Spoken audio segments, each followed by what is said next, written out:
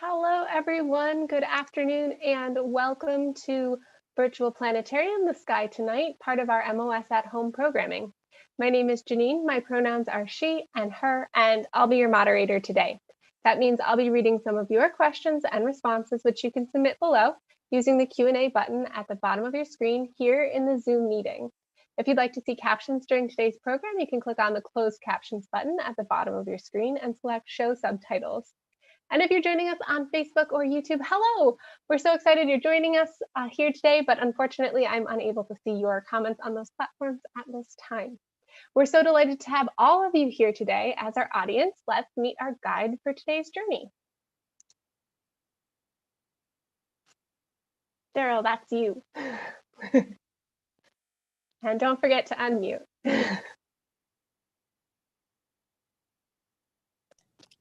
Hello, everyone. My name is Daryl, and I'm going to be your friendly guide to the sky tonight. My name is Daryl, once again, and my pronouns are he and him. And we're going to be taking a look at what you can see in the nighttime sky on the next clear night, which unfortunately is not tonight, maybe tomorrow night. Maybe we'll get lucky. But these are all things that you can see during this time of year, sort of late March, early April. And we'll show you things that you can see, and we'll take a look at some winter constellations that are still visible and maybe a few spring constellations, and we'll see what else is in the sky that it might be fun to look at too. So well, let's get to it. Okay, so here is our nighttime sky, and this is a little after 8 o'clock. So kind of a nice time to be since it gets dark a little bit later these days. So that's kind of nice. And what I'm going to first point out is two bright things that you can see. One is the moon. We'll get to that later. And the other is Mars. So let's dive right in and let's take a look at Mars. So we're just going to swing Mars so that we can see it a little better in the center of the screen, and it's located right over here. It's a bright object. Now, here's something that might confuse you because Mars is red, but there is also another red object, which is right down here. That is not a planet. That is a star. We'll get to that later, but let's once again focus on Mars because Mars has been very popular in the news recently, especially with the Perseverance rover that landed on it a few weeks ago. And just recently, they decided to basically get the helicopter that it has a helicopter that they're going to try to fly around the atmosphere in the next couple of weeks in April, and that should be pretty exciting because we've never done anything like that on another planet other than Earth. So that should be pretty exciting. But let's just go ahead and focus in on Mars. So let me just get it in our sights here, and let's get a close-up view of it.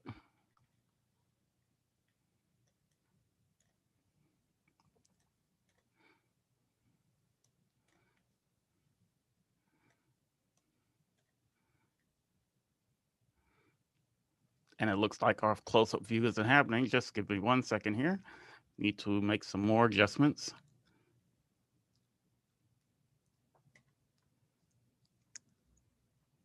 Yep, that's what we want.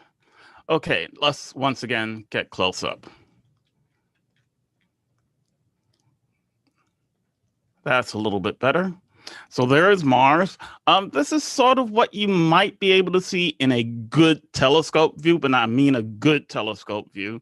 And you can see a lot of details on Mars. Mars is red because basically it has a surface with a lot of iron in it. And basically Mars has a rusty surface, which is why it appears red. Now, here's the thing. We just got some recent news about Mars. So a lot of scientists thought that perhaps a lot of the water that Mars had in the past, and we know that from the various other missions we sent to Mars perhaps in the past had water, but the water evaporated. But new findings suggest that the water is still there. So the water is still there and maybe has a lot of water frozen beneath the surface. So those are from new findings about Mars, and it's pretty exciting because if we ever get to Mars, we're going to need resources, and water is one of those resources. Now, the water that's on Mars is not the water you can just, melt it and drink it. It's not that kind of water. The water on Mars is very salty. It's kind of like a brine, so it would have to be processed before we could use it. Okay, so that's our planet Mars. That's our planet that you can see in the nighttime sky. And before we go on to constellations, Janine, is there anyone who has any questions about Mars? We don't have any Martian inclined questions at the moment, but I'll let you know if we do. Okay. Well, let's move on to constellations. And what we're going to do right now is going to head toward the southwest. And now, toward the southwest, what you can see is a famous constellation, and it's marked by 3 stars in a row, 1, 2, 3. And this famous constellation, of course, is Orion the Hunter. Now, Orion is marked by those 3 stars in a row, and then it has 2 stars beneath his belt going by the names of Saiph and Rigel.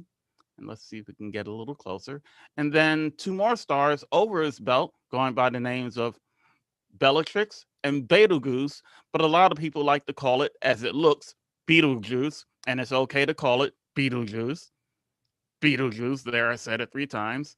And those 2 mark his shoulders. Now, to find the rest of Orion, you can see that he has kind of like a sheath for a sword, kind of really low in the sky right here. And then if you look over here, you can see a shield. And then he's kind of holding something over his head, and that could be a sword right there. That could be a sword. Now, let's see if we can show you what he looks like.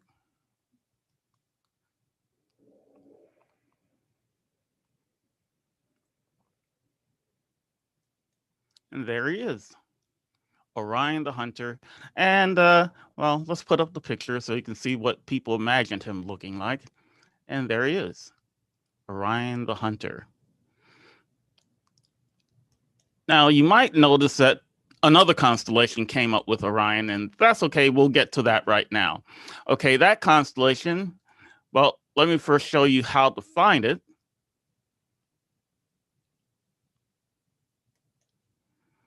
So what you want to do is you want to go, let me move this over so that everyone can see how to do this. You want to go to the 3 stars in the belt of Orion, and then draw a line up, and that line up will point to that other red object that I was talking about that kind of looks like Mars. But it's not Mars, it's actually a star called Aldebaran. And Aldebaran marks the red right eye of Taurus the Bull.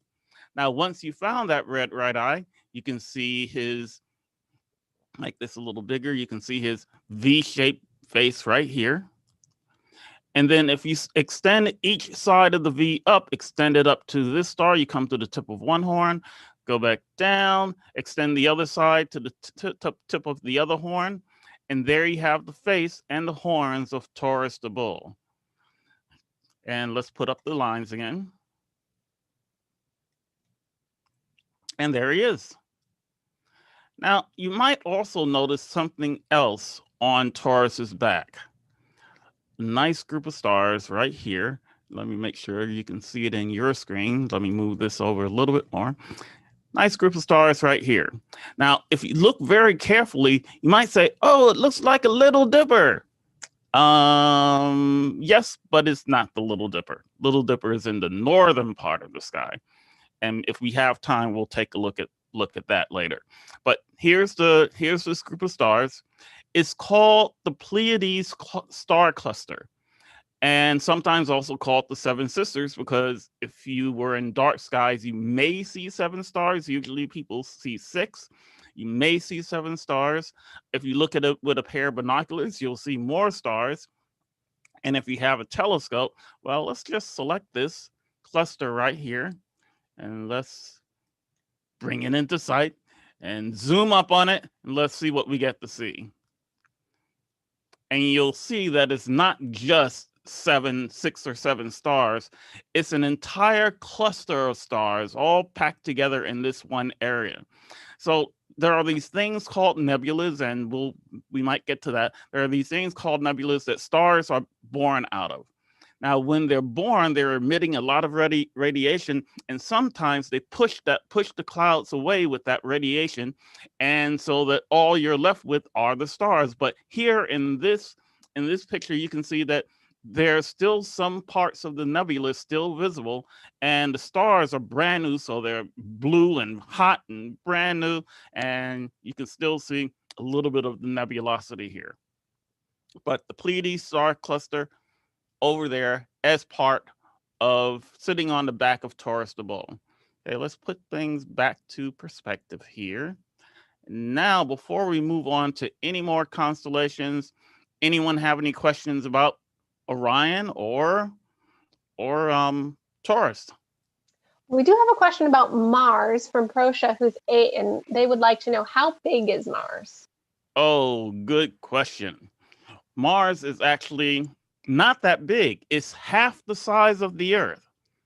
So think about that, half the size of the Earth. But even though it's half the size of the Earth, it has huge volcanoes on it and a canyon that if you took it off of Mars and put it on the Earth, it would stretch from here in Boston all the way to San Francisco on the other side of the United States. So Mars may be small, but it has some pretty big features. Thanks, Daryl. And we also have a question, I think referring to Betelgeuse. Why is it called Betelgeuse? Why is it called Betelgeuse? Oh, Betelgeuse. So a lot of these names are basically come from basically, well, the names are Arabic, and so the Arabic names, they come from basically Arabic language. The constellations, you might notice, are basically Greek and Roman, but most of the star names are Arabic, and that's where Betelgeuse comes from. It's an Arabic name. Thanks so much, Daryl. I didn't know that one. And we have one more question from Tara. Will Mars be any bigger or closer to C, so to our eyes, will it be any bigger in the next 2 months? Not really. So we've had these instances where Mars sometimes appears to be bigger, and I know that a lot of people, that's been out on the out there in the internet, and it doesn't happen that often. It doesn't happen that often. I'm trying to remember. I remember it was in the early 2000s that it happened the last time, and we had lines around the museum to see it through our telescope. So that's why it's pretty well in my imagination. I just don't remember the year offhand. And it doesn't happen that often when it gets that close. Now, when it gets that close, if you've seen Mars through a telescope before and you look at it when it gets that close, you'll see that there's really not that much of a difference. So it may look brighter, but it really isn't that much of a difference. And I believe it was closer recently, not that close, not as the 2001. It was closer recently, but here's the other thing. Even if it's close, Mars has dust storms. If it has a heavy dust storm, you're not going to see anything. Yeah, I was going to say, I think the last time was in like 2017 or 2018, and that was when we lost communication with one of the rovers because the dust storm was so bad that it blocked out the sun and covered up the solar panels. Yeah, and you couldn't see anything on Mars either. Okay. Any more questions? I think we can move on to the next part you want to show us. Okay, so working with the winter sky still, we have a bright star called Sirius. So how do you find that? Go back to Orion, go back to its 3 stars, draw a line between those 3 stars, and this time aim that line down, and you come to the bright star Sirius, which is, by the way, the brightest star in the entire nighttime sky. No other star brighter than that one. Now, Sirius is part of a constellation, and well, if there are any Harry Potter fans out there, there was a character called Sirius Black. And does anyone want to tell me, what does Sirius Black turn into? So any answers out there, Jenny? Oh, yes, a dog. A resounding answers of a dog. Exactly. And so what constellation do you have here? You have the constellation of Canis Major, the big dog. And let me put his star lines up there too. And that's not an accident that they use Sirius in the movie, because you might remember that one of the other characters had Beetlejuice in his name. And well, they use some of the sky names and stars for the characters in Harry Potter. Anyway, this is the big dog right here. And you can see he has kind of a head in front and some rear legs maybe, and body and some front legs right there. So that's Canis Major, the big dog. What might he look like? Something like that. Kind of weird looking dog. Okay. Now, what else can you find out there? Well, now that we're looking at bright stars, if you look at Aldebaran, and then go down to Rigel, and then keep forming kind of like a circle. And if you do that, you'll come up to Sirius. And then if you continue that circle, you'll come to a star called Procyon. Now, Procyon is in a constellation. It's made out of 2 stars. And the other star is dim because it's behind Procyon right there. So these 2 stars right there. And this is, believe it or not, the little dog. Now, can you see a little dog with 2 stars? I don't know. Well, let's connect the stars.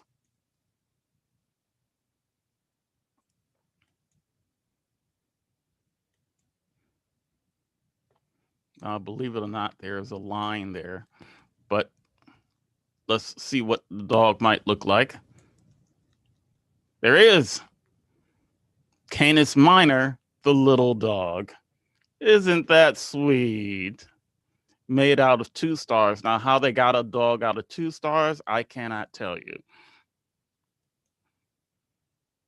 Hey, now what we're going to do now is we're going to start shifting the sky around, because as I mentioned, we have some spring constellations coming into view. So let's just shift things around.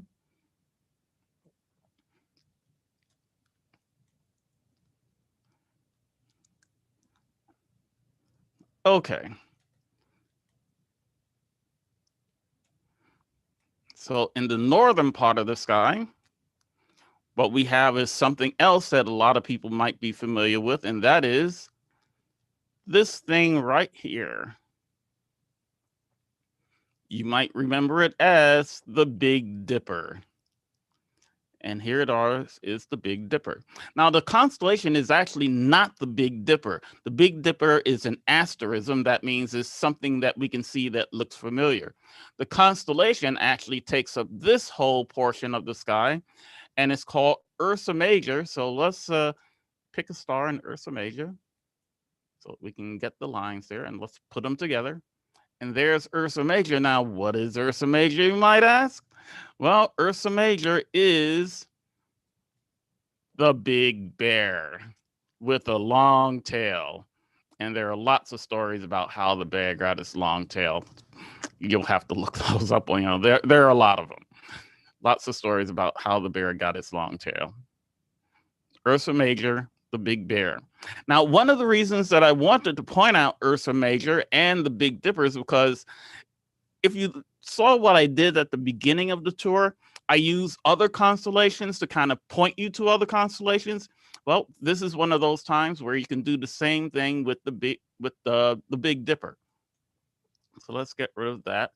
Let's get rid of that. And now if you take the two stars of the Big Dipper, actually the two rear stars of the Big Dipper, take the two rear stars of the Big Dipper and imagine drawing a line between them and aim that line down. That line will bring you to something looks like a backwards question mark or a fish hook. And if you're looking back at the backwards question mark of the fish hook, you have a triangle.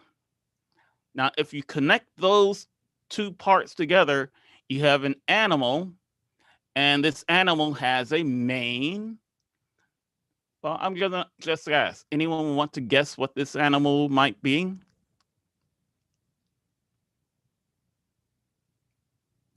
Any thoughts, Janine? We have an answer from Coco, who I think is giving us the name of the constellation, Leo. Leo is exactly right. And well, let's show you Leo.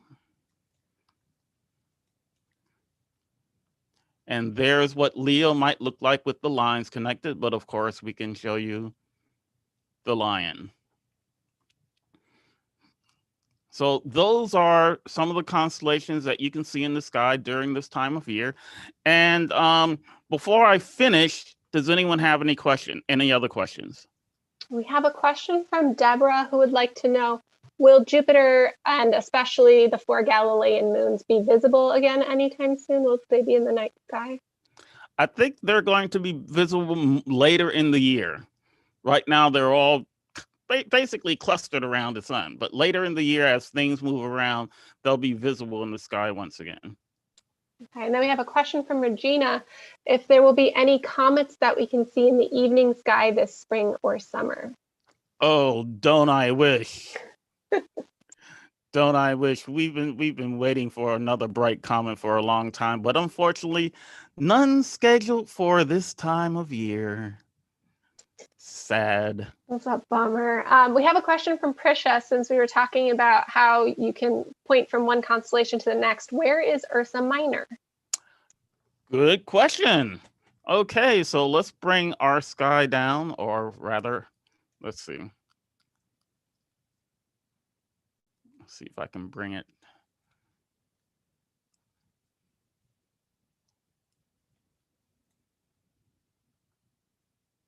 Come on, be good.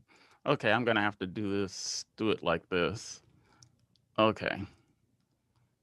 So here's the Big Dipper. Now, what you want to do to find the Little Dipper is you take the two front stars, draw a line between them, and aim them away from the open part of the Dipper, aim them away from the open part of the Dipper, and basically the next bright star that you come to will be this star. It's not that bright, but it's fairly bright compared to the other stars around it. This is the end of the handle of the Little Dipper. And just like the Big Dipper, you have 3 stars for the handle, 4 stars for the pot, and you can see that it's pretty faint.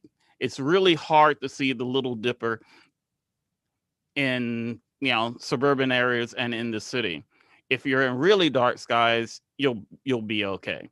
But that's how you can find the Little Dipper. 2 stars, extend this line out, end of the handle of the Little Dipper right here.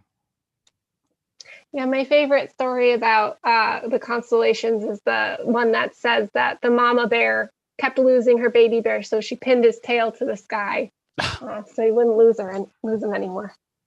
Nice. We have a question from Bob. What is the difference between a planet and an exoplanet? Ooh, good question. So planets are basically in our solar system because we discovered planets in our solar system, and for the longest time we didn't know planets could exist in other systems. So exoplanet, kind of like outside of our solar system, that's what an exoplanet is. It's another planet orbiting another star outside of our solar system. And to date, we've discovered just a little over 4,000, believe that? Yeah, I love that. Exo, like outside of. Yep. I think that's all the questions we have. So I think that means that we can wrap it up, Daryl. Okay, I just want to show one thing. Now, a lot of people have you've seen the moon in the sky. I'm just going to do this very quickly. You've seen the moon in the sky. I want to encourage you to go out and look at the moon because anyone can see it. Even if you live in the city, anyone can see it. So go out there, look at the moon, find a moon map. You can find some of these things on the moon and look for them all year round, even with the different phases of the moon. So just want you to go out there and encourage you to do that. And with that, I'd like to thank you all for looking at the nighttime sky with me and encourage you with a couple of more things. Go outside and see those things because it's easy to do, it's fun to do, and by the way, it's free to do. Thank you, everyone. Yeah, I love it. Thanks, Daryl. My favorite thing to look at on the moon is the Terminator, especially if I get it on a telescope. So that's the part where the shadow is kind of meeting the night and the day are meeting on the moon. And you can see the craters really well there. So that's my favorite. Pair of binoculars also. Pair of binoculars. That's always useful. Yeah, absolutely. All right. It's amazing how much you can see in the sky with just a pair of binoculars. Absolutely. All right. Thank you all so much for joining us today. We hope you had fun. I'm sorry if I didn't get to your question, but we do have one of these every Friday. So hopefully you'll be able to catch the next one and get your question answered then. If you'd like to see other virtual programs we're offering, you can follow the museum on our social media channels, or you can check out www.mos.org/MOS@home. If you enjoyed today's presentation and would like to support more programming like this, please visit engage.mos.org/welcome. And today's program was produced using Stellarium, which is a free software that you can download yourself and take a night journey anytime, anywhere on the Earth for all of the data that we've ever had. So it's pretty fun to see what the Greeks were looking at back when they were talking about all of these gods and goddesses, and also what it looks like in your backyard tonight. So have a great one. We'll see you next time.